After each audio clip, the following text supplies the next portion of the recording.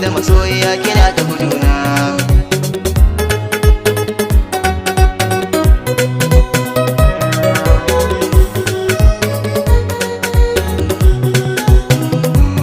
So asali gare sa ya zo daga Adamu, hakan yasa duniya yake mulkinta.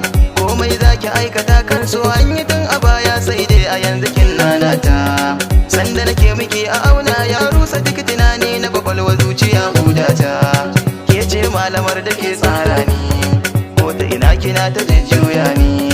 Ban miki gardama bare gunguni, ya dalle ko ki ganni gunki na zo dan batutuwa, soyayyar ki ce take sukana. Zan so ki yi mun oyoyo ki zuban zuma ta soyayyan sha Allah shaɗan yatsana. Kar ki guje ni zaki sa nai kuka na yo hawaye da idanuwa na domin kauna. Banda kamar ki a cikin ruhina, zuci da baki kin zamo hubbina. Zan ci abinci dan zuba min waina. Wai menene matsala ta ni har idan na rabe ki masoyiya kike kyamata? Ba kya so ki furta kalmar so ko guda daya a garan dan farin cikin ruhina.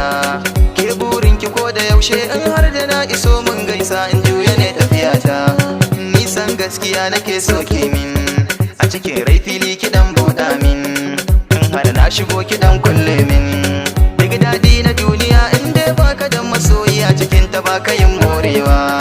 To haka ne sanya ruhi na ke kadai ya zaba a garan ki zama tudin dafawa. Sai da na ɗora hannuwa na bibbiyu sahibata, sannan kike niyyar zamewa. Dan Allah ki ceci soyayyata, kin sa zuciya tana ta dimauta.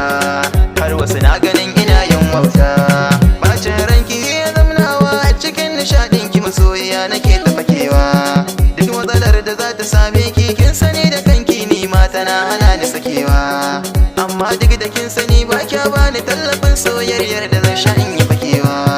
Daɗin su a cikin ɗarsa min, ke kika ja ni kin ji kar ki guje min. Dan Allah tsaya ki dan dafa min. Kar da ki ba wanda ke so ya gama rabe da ke dama dan ya dinga kyakyatawa. Daure sahiba ki cije kyaje na a cikin ranki dan na dinga numfasawa. Ki mini barwa da soyayyar gaskiya cikin duniyar so da na ji zan yadawa. Soyayya ta gaske babbar cuta, ita ke sa idanuwa su makanta. Ko da aldani yana sauranta, ita ke sa mutum ya zamto tamkar mahaukacin zaki wanda ba a iya daurewa. Ita ke sanya dan adam ya tafiyar da babu waigen baya bare ya yi dawowa. Ita ke sa yawu na baki ya biya kafe mutum tamkar rayuwarsa ta karewa.